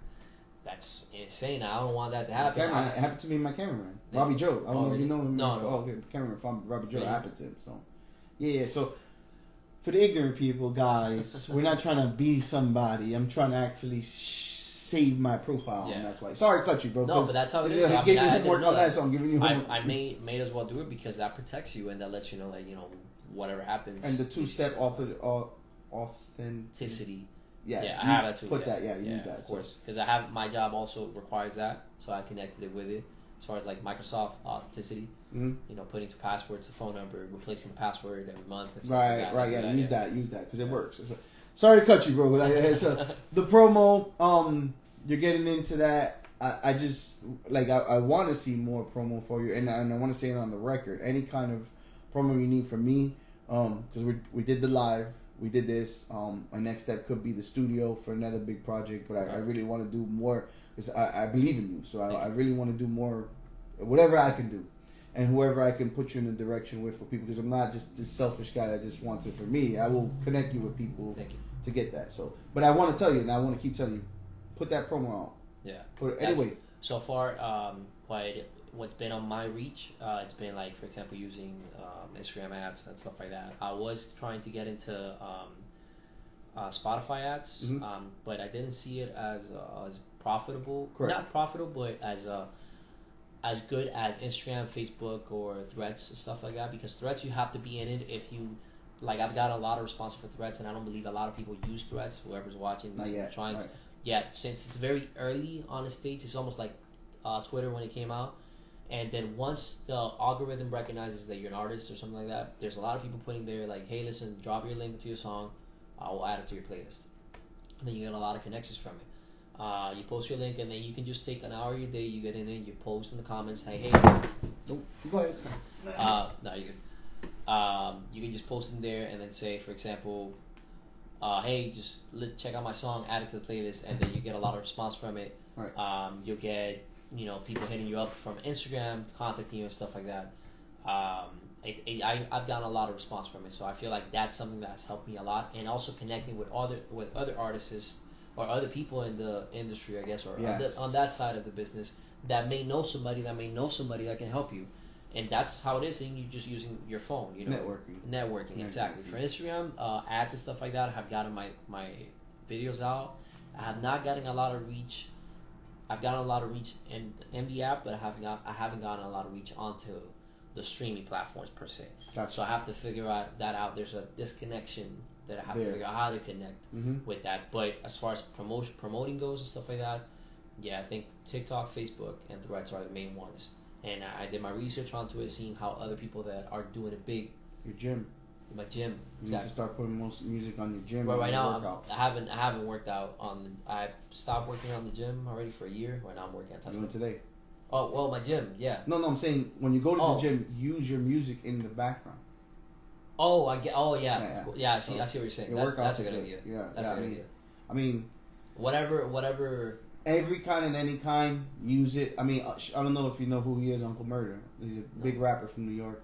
He's touring with 50 Cent and everything. And I've heard of him, but I haven't heard a song, so I can't really say I used the song on my Instagram today, and he commented on it and hit me up. And everything. Yeah, so it's like... That's awesome. Promo. No, but that's... Yeah. He's getting free promo. Exactly. So, like, that's, And another one that I want to give to you, too, and I hate to keep beating the drill on promo, is guerrilla marketing. And me and her were talking about it the other day because she was promoting back in the days as well with Pitbull and stuff like that. And guerrilla marketing always works. I don't know if you remember well, you don't, but you've seen it. You're not that old, but Rough Rider days. The Rough Riders, DMX. Yeah, DMX. You still to this day, you see that R. You know what that means? Yeah, of course. They flooded everywhere with that R. So that's another thing that I may suggest to you is getting a logo, some sort of logo, and putting it everywhere. Nowadays, you can get your logo with the business card, QR. Leave it everywhere. Just leave it. Gas stations. Yeah. We've seen because since my girlfriend lives around that area, there's you can have date night of you and her just going out and leaving them over. And you're spending time with her, so you're finding a way to spend time with your girl and do your music. Yeah, it goes both ways. Because I've seen those everywhere. Like for example, with marijuana is very popular these days, and like vape shops and stuff like that. So I see those logos everywhere. Like scan the QR code. Or if you go to a bathroom in Wynwood, for example, the whole mirror is a bunch of like QR codes and stuff like that. And then out of those 300 people that you want to say that go into that bathroom, for example, one of those are gonna say like, "Oh my God, this is." is something funny. Sorry to cut you off. Printing one vinyl, or let's say printing 5 vinyls, going to 5 different vinyl shops and dropping them in. Don't tell nobody. Go to Coke, drop it in there. I had somebody that well, actually, my girlfriend's dad's. Sorry to cut you. It's just no, but it connects to something that he told me because he actually paid a certain amount of money. He's getting 85 vinyls done for something that he's doing. He told me but it's I believe he told me it's 1,200, 300, which is cheap for 85. For 85, it's very cheap. And then, but for him, what he does is he's gonna give it to DJs and stuff like that, for example. So he'll make a hella profit to it. But seeing it from that standpoint, I'll have to find somebody that does it for a cheaper amount that I can get at about 10. Something like that. Something small that I can just go ahead and... Nostalgia is always something very... So, example. So, CDs. You don't see CDs no more. No. Fuck it. Get your logo, print the QR code, get CDs. It costs nothing to print a bunch of CDs. If you just leave them everywhere randomly... Somebody may not listen to the CD, but they're gonna look at it, see the QR code, scan it, listen to it, and be like, "Oh shit, I got it." Yeah. Bro, I'm giving you something that it sounds extreme, but it's if you've seen it, is that no? Of course, it's gonna look. You're gonna scan it. You're gonna be like, "What the fuck?" It's gonna look unique, you know, and it's something like, okay, yeah, I don't use the thing, but I saw the QR code, I like the image, and I'm like, okay, let me scan it. Exactly, what is this? It's very, very intriguing. And then I was talking the guerrilla market as far as that goes. I was telling my friend. Y'all gonna steal this? Y'all could keep it. Yeah, bro. Y'all could keep it. Don't worry. I wish I could keep this. I was telling him when he dropped the song recently. I'm like, okay, you're gonna get on Threads, and you're gonna get there at least for an hour, and be, ready to be ready to be at least on your phone for 3 hours, and just sit there, and just spam the fuck out of it. Yeah. Just drop your song, to the point that whoever's gonna get on Threads is gonna see your song. For sure. Go out, 100%. Go all out, and that's what I do. I don't care. I just drop, and out of those 100, maybe 20 will watch it, but those 20 are the epitome of what you're doing. That's the importance. They went out their way to watch it, so they're gonna watch it. Exactly, and somebody's gonna comment, and be like, "Oh my God, I love this," repost it, whatever, and that's how you get that connection and the repetition of doing it so often. Digital guerrilla marketing, but still guerrilla marketing. Exactly, but then you have to take it also if you want to, throw in more darts at the dark or at the board or whatever you may want to call it. The more shots you take, the more shots you make. Obviously. So if you do it digitally but also physically, then you have to win. How many people shop at Walmart? A shit ton, right? Yeah, of course. Let me hear something funny. I'm giving this came off of the brain of my head while I'm talking to you. And if y'all steal it, he's going to do it first. 1,000 QR code Matic cards. Going to the self-checkout and putting one in each plastic bag. Damn. No, literally. No, yeah. Or let's say, fuck it. You're going to go to that register and drop it all in all. There's a lot of bags when you go to that self-checkout. Of course. Blah, blah, blah, blah, blah, blah. How many people are going to grab that bag and like, oh God, when they get home, what is this shit? And then scan it. Oh, shit. And then think about it, bro. There you go. Like the stupidest little things that people don't understand, they don't think about it. No, because it goes over your head. And why do you think you still get flyers on your car? If that was so Stone Age, why would people still do that? Because it works. Out of those 100% people that they put it out, 20 will go to this. No, 50 will go to this. Check it out. Or scan it. Just fucking scan it. Or look it up online, throw away the flyer, but then you got somebody. Boom. But when they scan it, you're getting a sound. You're getting a click. A click on it. Remember, so if you're now it's your music. Right. You're getting a view or you're getting a stream. Yeah, a stream on it. So that's it. That's all you got. Quickly, and then you may get a stream and somebody to contact you. Feel me? I'm giving y'all fucking gems, bro. That is true. I gotta write this down. No. Honestly, these are things that I talk about with my friends closely to figure out ways to market. For example, I had this that we didn't do it because of weather and all that stuff so far. But going to the park and just going, 2 pair of headphones and be like, hey, getting to people like, hey, how you doing? I dropped the song. Are you into rock, hip hop? Oh, just check it out. Let me know what you think. Record that. It seems very organic. Not a lot of people do it. Seems like a lot of people do it staged. I don't know. I thought for I guess they call it for the gram or for views or whatever, they do a stage. But I feel like it's more organic if you just approach somebody, which is not known. It's not normal. It's not on the norm to approach somebody. Hey, how you doing this morning? how are you? Right. I'm not trying to sell you anything, but hey, you know, what's what your do you name? think? Yeah. What do you think about this? Like, oh, I want to get your input on it. Oh, then if they tell you in camera, I really didn't like it. Okay, that's fine. That's your cup of tea. You know, that's whatever. Cool. That's awesome. That's perfect. You know, but if you may get somebody like, damn, like this is actually good. Like, what's your name? Where are you from? And then you sit down with them, you have a conversation. That's human. That's nature, natural, organic. Sorry, contact We're with 20 somebody else. minutes deep into Yeah. like promo, like Yeah, literally. bro. And it's literally, it could go whatever route you want. Like, cause you remember, I don't know if you remember too much, but you are Hispanic. You know how the church people will go on the corner and just scream about the church. Yeah. Imagine sitting on the corner playing your music over and over on Brickell on the corner, over and not asking nobody to do nothing, just sitting there blasting it. Yeah, you just What stare. is that, yo? Somebody's gonna pass by and be like, "Oh, what the hell?" Guaranteed, somebody and somebody. Yeah. I mean, you go the crazy route. You can. I know this is not your cup of tea, but you go to a gym that says "I eat ass," literally. No, and with your QR code in the back of your T-shirt. Yeah, literally. Somebody's gonna. I even thought, talking about the T-shirt, I thought about printing out T-shirts for it and start selling as merch and stuff like that, which is another stream of revenue that you can route yourself for it. But not only for that, it's also for me to wear it, distribute it to people. Hey, for free. Yeah, I lose money or whatever, but you got to lose money to gain money. For sure. So you distribute that, like, for example, oh, hey, how much is the T-shirt? I'll take it. Go ahead. Has a QR code. Make sure you tell people where it's from. People. Exactly. Just spread the word, stuff like that, and that's it. Yeah, it's free promotion like that. We just, bro.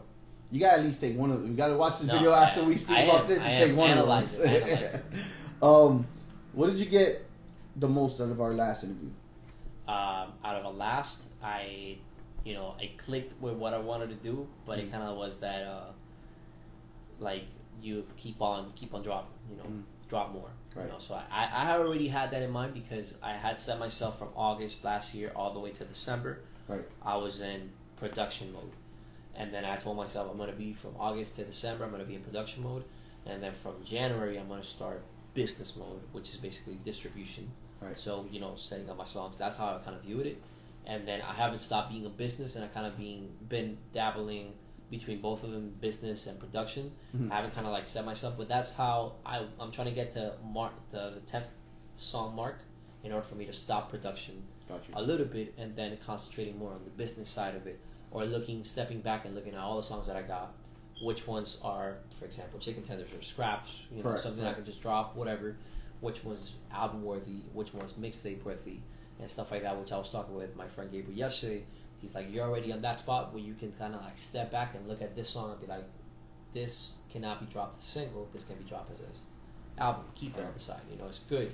Or it can evolve into something else. And since you're already on production mode, you're not stopping, so things come up good. Yeah, you're still going to get something. You're still going to get something else. Like, I did 3 songs last week. Out of those 3, 1, he's like, yeah, this needs to be now.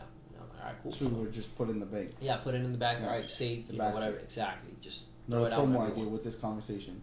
What about creating an alter ego and all the chicken nuggets you put it as the alter ego and drop exactly. that? I also thought that's something that I had in mind too, bro. Because that is though, because you create this free promotion onto yourself and nobody knows where that idea comes from, or it's a different personality that you're giving. So it's a different artist that you're putting out, basically creating within yourself as a. And it's a double win. Exactly. If one don't work, the other's gonna work. Exactly. So you're promoting both of them. That's fucking dope. Do you want to play something else and risk us getting, or? I'll play Who Is Me. Okay, and I think that'll be the last one we'll play. Yeah. Who Is Me, y'all? If you're tuning in now, we're gonna play Who Is Me, and then after that we're gonna say it again because y'all gonna ask me. Let's get Who Is Me on.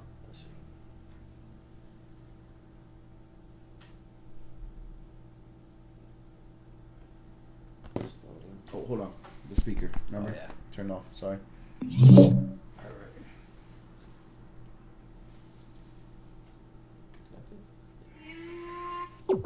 There you go. Yeah, she's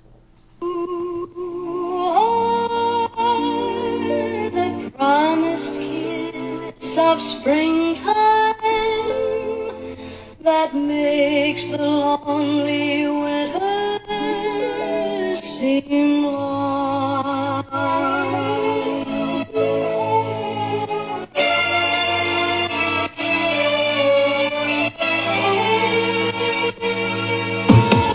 Who is me? Question I ask till I split the seas. I live the Messiah, I guess it is.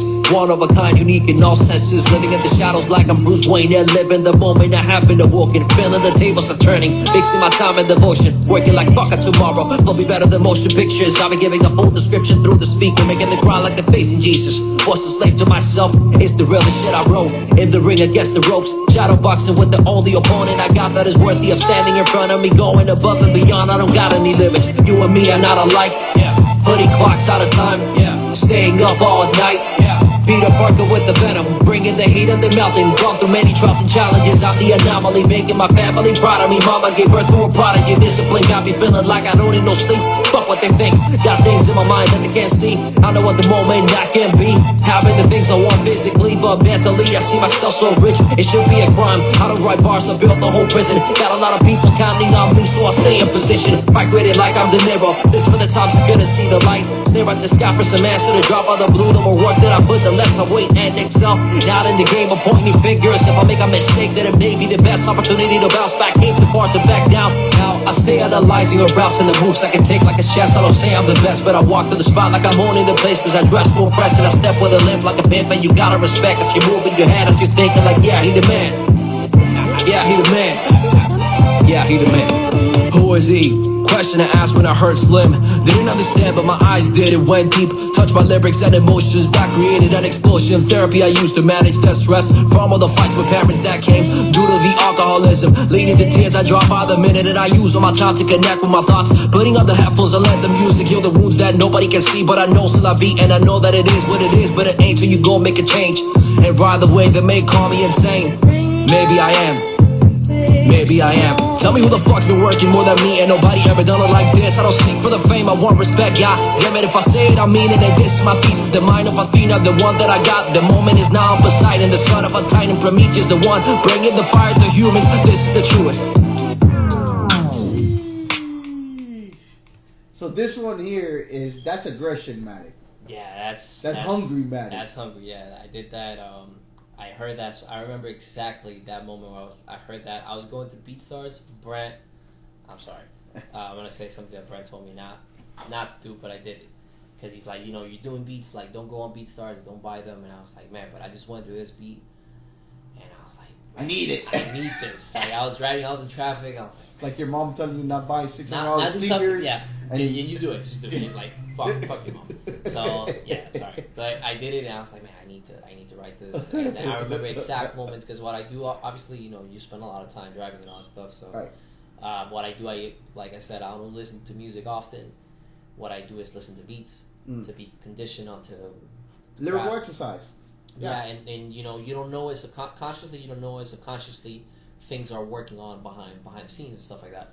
So like with this, I remember like when I came up, for example, when I said, discipline got me feeling like I don't need no sleep, fuck what they think, or like migrated like I'm De Niro, this for the times I couldn't see the light, like all those things. I remember everywhere where I was as far as like when I wrote those things. Writing it, writing it. Yeah. I remember like, this came, oh my god, this is awesome, and then I will call my friend and be like, like look, I wrote this, and he was like, oh, this is sick. It seems like one of those tracks where because you say you remember piece by piece of it, so when you came up with you're like, ooh. Yeah. It's like, yo, oh my god, I wrote this, and I will get home and I'm like, oh my god, and then I see my parents are like, hey, how are you? I'm like, oh yeah. Hey, I'm good. Yeah. I just wrote this. So after you finished, you stepped out of the booth. Were you like? Yeah. I was like, yes. I was like, yes, like this. And then I played it for one of the other friends that we have. His name is Gio, and then he heard it. He's like, damn, this is good. Yeah. And he's like, wow, you just did the right. I was like, yeah, we did it. Hell yeah. So it was awesome. Yeah, I loved it, and I wanted to keep it for a little bit more, but then with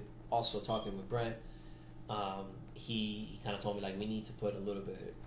Fire. Yeah. Throw that. So he's like, throw some. I think like you and Renee are kind of like parallel with each other too, because y'all have that fierce that thing, fire, but y'all don't use it too much. I don't use it too much, But when you use it, it's like shit. It's there. So it's right. Like because I like to have that reserved for certain moments. Just like for example, Deadly Stranger is another stream of myself that I don't use often, but it's actually the epitome of. It's the beginning, of the essence. Like for example, Wu-Tang, Prodigy, Big Pun, the Nas. That's the essence where it came to be. Everything else but I just went ahead and I have that self. It's like almost like Avatar, type of thing. You have the fire, but you stay cool, calm, collected. You stay at balance. You don't want to use it as often, but you always find that energy that comes out, and you're like, damn, I need to toss that fire into it.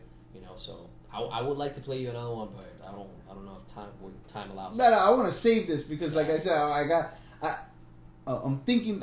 I'm sorry, my brain's going through 100 promo modes right now, so I got to keep some stuff in the bag, and then you're dropping Friday and Monday, right? No, this Friday this is who is he dropping, the one I just played. Monday, I'm gonna figure out what I'm gonna drop. I may just wait until not even Monday. I may wait until the end of the month. Because we might be doing a bi-weekly Matic show. I don't know. I don't know. If it's possible, yeah. I mean, it's possible with me. Oh yeah, possible with me. So I'm down. I'm down. Yeah, I'm trying to have, like I said, I'm trying to be in production mode enough for me to be able to, like for example, show you the song without worrying about, this is the only person that I got. Right, you get me? Like I want to be able to go. I told my friend this. I want to be able to go so far, like show you, hey, these are all the songs I got, and it's all the way down, like a catalog full of blown of it. To the fact that I can just step back from it, and if I want to take some time off, I can. Yeah. Forget about it. Come back to it stronger, because there's always those times when you need to step back, like we said before. Step back from it, come back stronger, get some different memories. And I'll talk to Renee about this too, because it feels like you almost have two lives that you live. You have this life that nobody knows about it. And it was with one of my coworkers. He saw that I was on my phone making beats, and he's like, "Oh, what are you doing?" And I was like, "Oh, I do music." He's like, "Oh, that's cool." And then he thought that I only did beats. And then when I told him I was on the phone with Spotify because one of my songs was not live yet, and then I was like, "Oh, thank you so much, have a good day." And he's like, "Oh, what was that?" And, "Oh, it's Spotify." And he's like, "Spotify? Oh, you drop songs?" And I'm like, "Yeah, man, I do songs." He's like, "No." It's like, and I showed him the songs, and he's like, "Man, you don't sound the same. You sound totally different." And it's like, because it's clearly a double life that you live, because you have your family and stuff like that. You do your things. Your friends know you or whatever, and then you have that other life, that other stream, that other self that you have. That you sound totally different. It's a different self. Your memories, what you put in, what you say, your pronunciation, your tone, sound totally different. Just like exactly, just like that song. I don't sound like how I'm talking to right now. Correct, that's the pure essence of that moment in time with that song, with that beat, and whatever. So and it's not that it's not you. It's just because that is in you, it's in you. It's in you, but it's the right pitch. Connected right time. On that exactly the right time to who to be that to. Yeah, like you reach that moment of like, I guess I don't know, it's weird. You kind of like, it's like a high, right? It's a high, yeah. It's a high. You get there and it's like you just don't want to stop it, and then you have to learn how to stop. I'm that type of person that I don't know how to stop. I just got to keep going. Like I eat a lot because I guess my metabolism demands it or whatever on my days that I work, but on the days that I don't work, my girlfriend goes to work at 1. And I may not even have lunch all the way until 9 p.m. Oh wow! Because I'm just like in the studio, and you always in that like, let me do this and I'll stop, right. And then let me do this and stop, and it's 6 o'clock. My girlfriend got home and it's like, "Hey, have you eaten anything? No, have you cooked?" No, you're in the zone. I'm there, like don't talk to me right now. I'm just there. So, and that's good and bad, but you also have to learn how to step balance. Away. Yeah, balance. Nothing. Too much of nothing's always never so good. Yeah. I mean, dude, I'm at the gym from 5 to 7. I work from 7 to 3. I pick up my kids and take them home from 3 to 4, cooking them lunch. 4 to 7, yeah. I'm just working my other job, and then I'm doing 7 to 10 here. So I'm like nonstop. Yeah. So, but you do have to. You have certain to, days. Yeah, you have to pull out. I mean, I got a kid and girl, and household things like that. So it's a little bit more, but yeah, it's balanced, bro. You have to find that line where balance. You stop. Yeah. So 2 more questions. Simple ones. Number 1 is when are you gonna work with Renee on the track? I know he's very I contacted him. I know he's very busy because I believe that he works retail hours. Mm-hmm. So it seems like from what he told me, it seems very hectic. I know that he probably was like kind of like maybe stepped away from social media. I don't know. Like, we talked about it. But moving forward. I'm trying.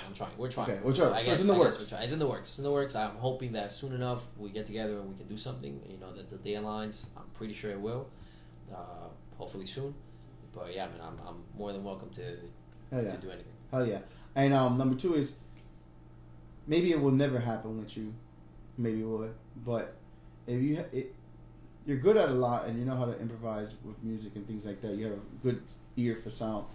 would you ever do like a different, or consider doing a different type of rap, whether it's full Spanish, whether it's a dance track, like a TikTok track, a drill track, or a non-lyrical rap? Would you ever consider word type of thing? No, just any kind of different genre of hip hop. Yeah, I've actually talked with Jay about that. He told me like I'm a big fan of K Tronado. I don't know if you heard K Tronado. No. It's more like I could say, and whoever, if I'm saying this wrong, you can correct me. I don't mind. It's more of a bouncy vibe type of thing, and then you can add some lyrics onto it. But and you can classify it as rap because K Tronado, for example, he dropped an album with Amine, I believe that's the name of it. He's a rapper. Check it out after. Yeah, check it out. Sick. The sound. He's a DJ. That's what he does. Okay. But the sounds is very like bouncy, almost. I don't know how like to house music. House music. I want to say it, but I may be saying it wrong. But his sound is like something from the Bay where it's. Yeah, you're bouncing. You're there. It's really it's a vibe. It's honestly it's amazing. And then he kind of like got in together with like Mick Jenkins. I believe that's his name. That's Mick Jagger. Mick Jenkins. Oh, Mick Jenkins. Yeah, that's a rapper. Okay.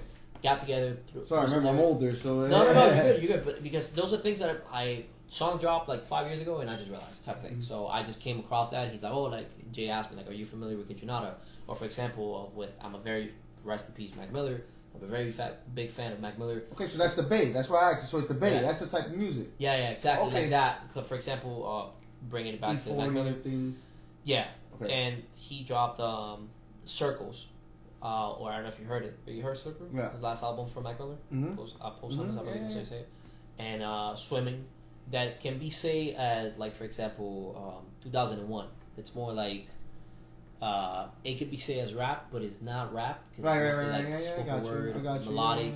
I like that. I'm very fan of it, and I actually seek, like I said it on the last interview that we had. I seek for Mac Miller for like melodies. I hear it. Sound creation and stuff like that. I told you like, that too. Yeah. Yeah, like and I heard that you actually had an interview with I forgot his name.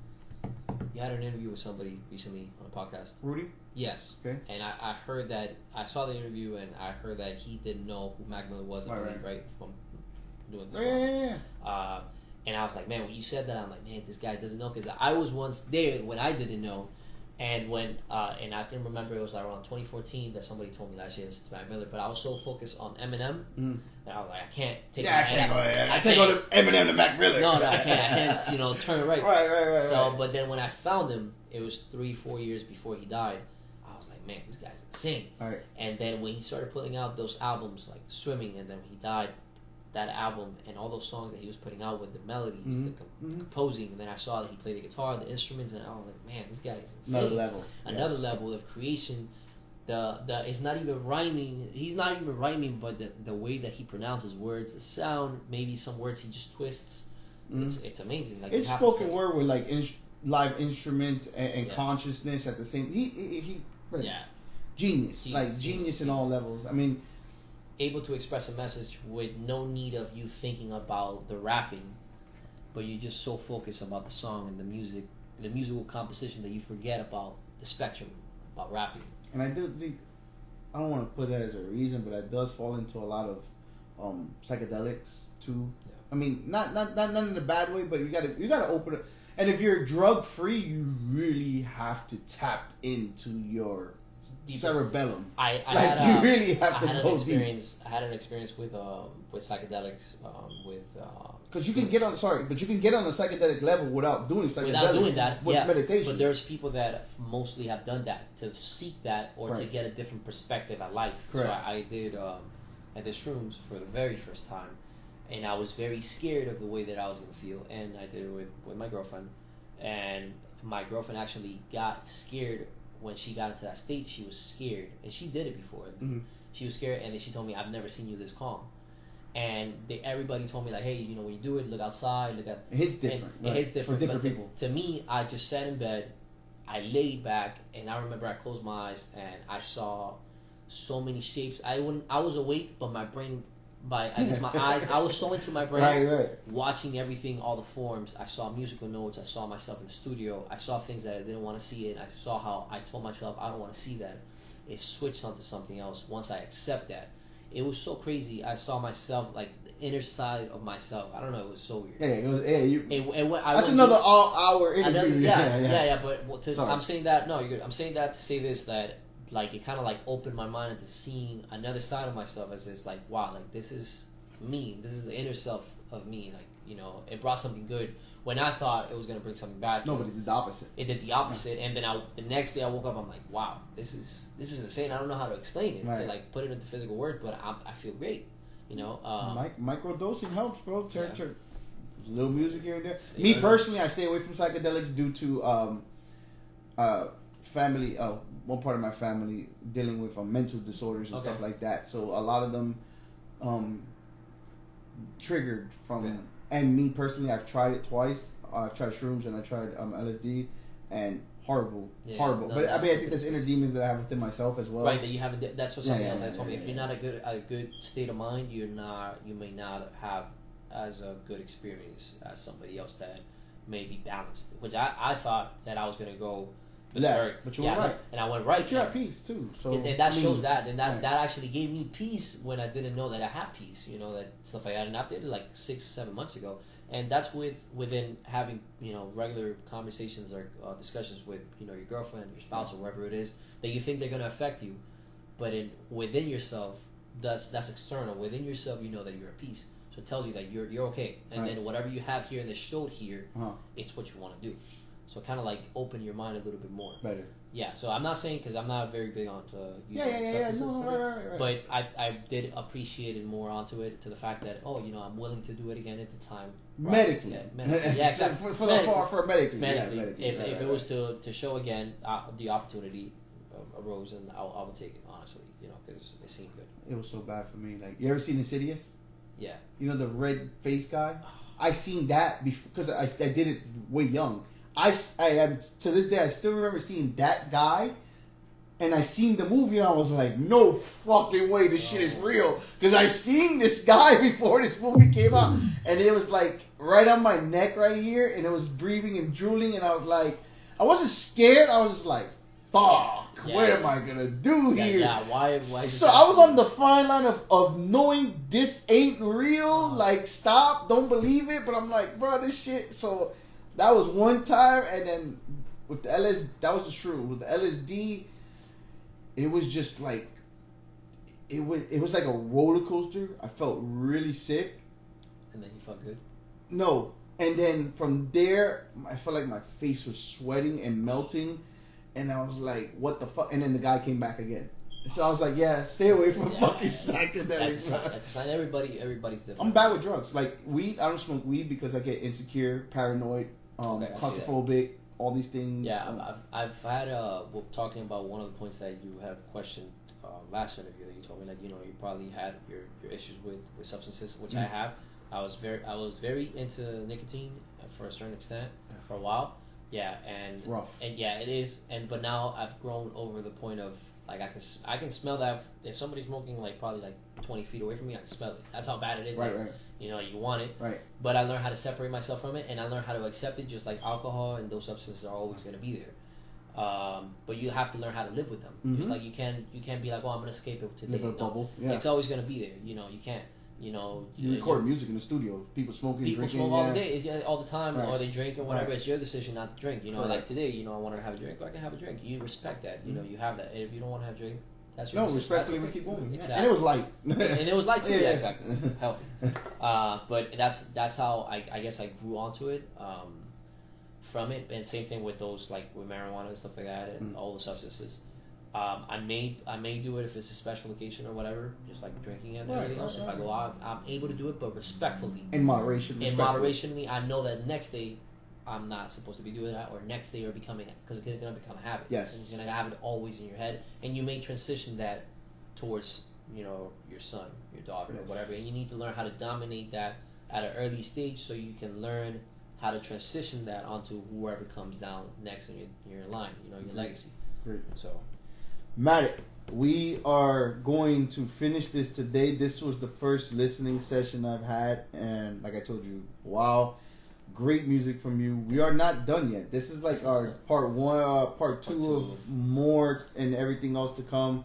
Anything you gotta say before we close out? And before that, tell the people where they can find you and your music and all that stuff. But after that, anything you want to say or close out with? Well, all my music is out on all platforms so far. It's Apple Music, Tidal, you name it, everywhere. So you just gotta go to my page, which is my Instagram page, which is Matic.1998. You'll find all the links right there. If you want to hit me up to DM, if you cannot find it, just let me know. There's not much that I can say. I mean, it was awesome. I loved it. So I appreciate you. Yo, good time, good vibes. This is going to go on YouTube. I'm going to talk about this after that, and we out. All right.